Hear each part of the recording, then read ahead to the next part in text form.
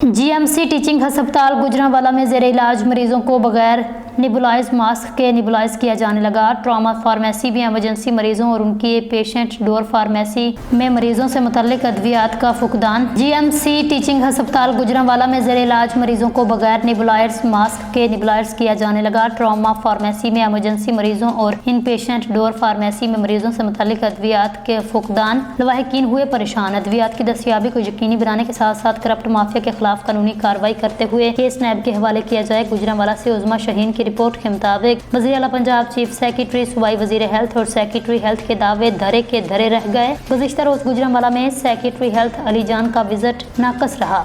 तफसीलात के मुताबिक गुजरांवाला मेडिकल कॉलेज टीचिंग हस्पताल गुजरांवाला में जेर इलाज मरीजों को बगैर नेबुलाइज मास्क के नेबुलाइज किया जाने लगा। Chief pharmacist, main store pharmacist, morning event, night shift pharmacist की नाअहली के बायस हस्पताल की ट्रॉमा फार्मेसी में इमरजेंसी मरीजों और उनके पेशेंट डोर फार्मेसी में मरीजों से मुतल्लिक अद्वियात नापेद हो चुकी, जिसके बायस इमरजेंसी में आने वाले मरीजों के लवाहिकीन अद्वियात बाहर से खरीदने पर मजबूर हैं। मरीजों लवाहिकीन का कहना है खुदारा हस्पताल इंतजामिया मरीजों पर रहम करे और तमाम तर जरूरी अद्वियात को भी फौरी फराहमी को यकीनी बनाए।